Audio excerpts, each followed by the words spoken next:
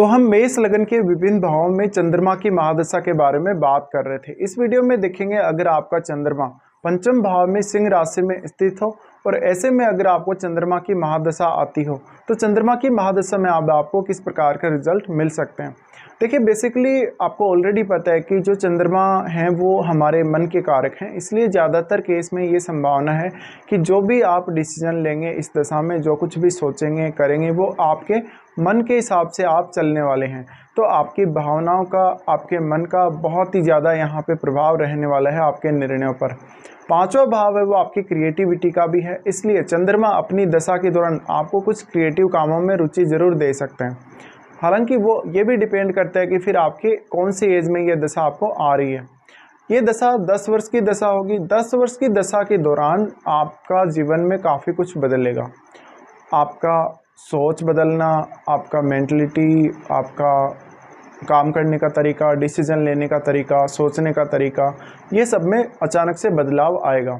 चंद्रमा की दशा के दौरान सबसे बड़ा फैक्टर एक और ये भी है कि चंद्रमा किसी भी अन्य ग्रह से बहुत जल्दी प्रभावित होते हैं। तो आपको ये देखना पड़ेगा कि चंद्रमा के साथ किसी भी अन्य ग्रह की युति है या नहीं है, या फिर चंद्रमा के जस्ट ऑपोजिट यानी 11वें भाव में कोई ग्रह स्थित है या नहीं है। और उसके साथ साथ जितने भी ग्रह आपकी कुंडली में चंद्रमा पर प्रभाव डाल रहे हैं दृष्टि संबंध के द्वारा या दृष्टि डाल रहे हैं, वो सब आपको चेक करना है। तो मान लो यहाँ पे सूर्य से अगर चंद्रमा प्रभावित है या चंद्रमा मान लो अस्त भी हो गया है, तो उस केस में आपकी क्रिएटिविटी बहुत ही ज़्यादा अच्छी होगी। आपको सोचने समझने का पर्याप्त मौका मिलेगा। किसी भी काम में जब आप डिसीजन लेंगे तो बहुत ही अच्छे से सोच समझ के स्ट्रॉन्ग डिसीजन ले सकेंगे। बार बार अपने डिसीजन को आपको बदलना नहीं पड़ेगा। इसके साथ साथ वास्तव में ये कंजक्शन में आपको क्रिएटिविटी बहुत ज़्यादा मिलेगी। किसी भी विषय पर बोलने की क्षमता आपकी रहेगी। आपके पास किसी भी विषय को एक्सप्लोर करने के लिए बहुत सारी रणनीतियाँ हो सकती हैं, बहुत सारे विचार हो सकते हैं किसी भी टॉपिक पर बोलने के लिए। तो यहाँ पे चंद्रमा कुछ इसी प्रकार से प्रभावित करेंगे। और दूसरा, क्योंकि अगर चंद्रमा अस्त हो जाते हैं तो उस केस में आपका मन बहुत ज़्यादा स्ट्रॉन्ग हो जाएगा। इससे आपका व्यवहार भी बदलेगा, आपका बातचीत करने का तरीका भी बदलेगा और बेसिकली आपका काम करने का तरीका बहुत ही ज़्यादा इससे बदल जाएगा। अब मान लो कि चंद्रमा जो है वो मंगल से प्रभावित है। मंगल से प्रभावित होने पर अपनी दशा के दौरान आपको चंद्रमा बहुत ज़्यादा शॉर्ट टेम्पर्ड बना देंगे। आपको जो भी हासिल करना रहेगा आप बस तुरंत हासिल करना पसंद करेंगे।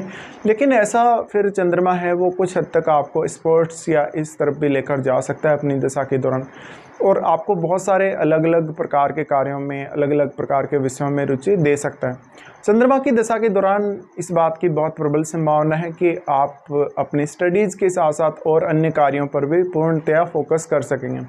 बृहस्पति या बुध जैसे ग्रह से अगर चंद्रमा प्रभावित है तो ये आपके लिए सर्वोत्तम रहेगा, क्योंकि उस केस में फिर आपके पास डिसीजन लेने के लिए भी, काम करने के लिए, सोचने के लिए बहुत सारे ऑप्शंस अवेलेबल हो जाएंगे और इससे आपका ज्ञान भी बहुत ज़्यादा बढ़ता चला जाएगा। आपकी जो समझ है वो बढ़ती जाएगी, आपका विवेक बढ़ेगा, आप हर बात में बहुत ही लॉजिकल होंगे और कभी कभी आप अपनी बातों को बहुत ही अलग ढंग से भी पेश कर सकते दूसरे लोगों के लिए।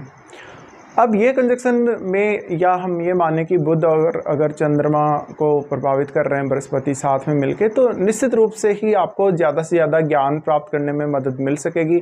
अपने ज्ञान को दूसरों तक पहुंचाने, अपनी बात को दूसरों तक पहुंचाने में भी आपको इससे मदद मिलेगी।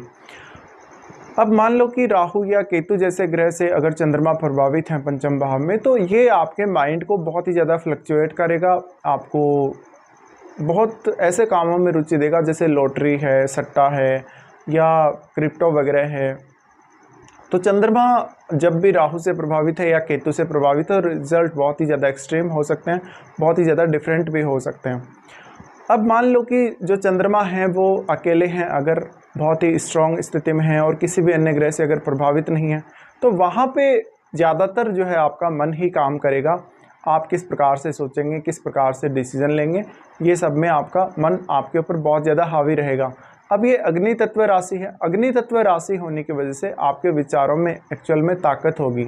कोई भी काम करने को लेकर आप बहुत ही स्ट्रॉन्ग होंगे, डेडिकेटेड होंगे, लेकिन फोकस की फिर भी थोड़ी बहुत कमी रहेगी किसी भी काम पर।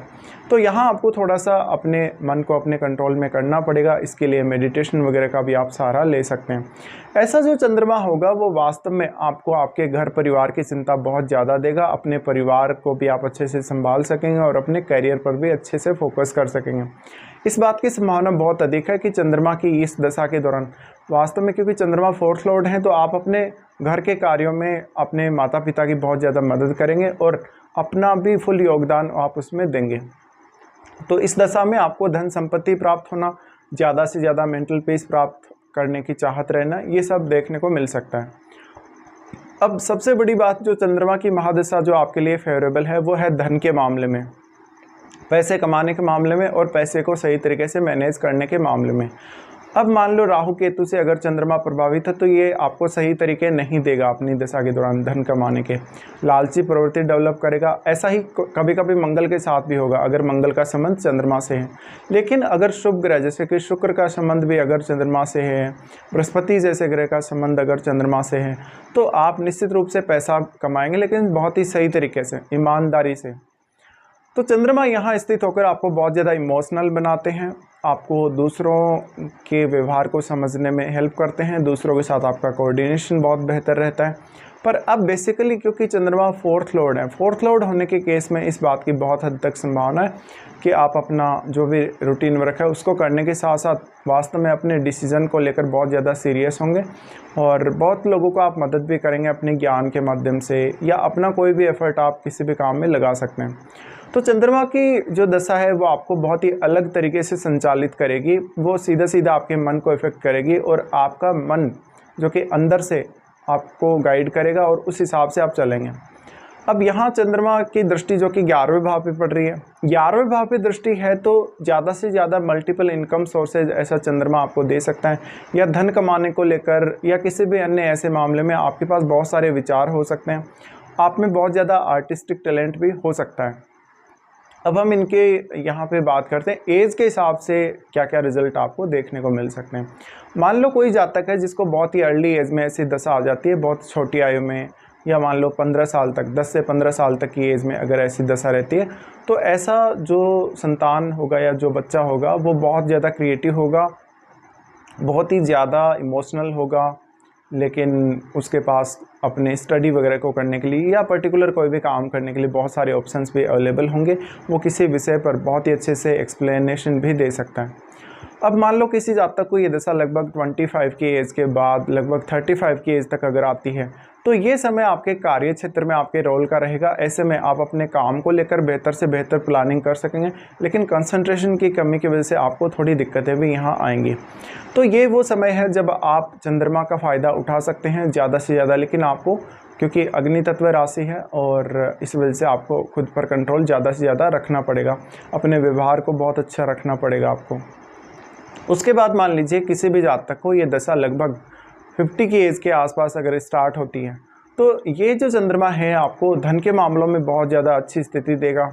और फिर अगर आप कोई जानबूझकर अगर ऐसी गलती करेंगे ही तो हो सकता है नुकसान भी हो आपको, लेकिन चंद्रमा आप में बेहतर समझ डेवलप करेगा, आपको बहुत ज़्यादा मैच्योरिटी की तरफ लेकर जाएगा, शालीनता देगा, आपको पॉजिटिविटी देगा लाइफ के प्रति, ये सब रिजल्ट होंगे। और लेटर एज में, बहुत ओल्ड एज में ऐसा जो चंद्रमा होगा वो आपको काफ़ी कुछ सिखाएगा, बहुत सारे नए अनुभव करवाएगा और ज़्यादा से ज़्यादा लोगों के साथ आप जुड़ेंगे, आपके नेटवर्क का भी विस्तार होगा।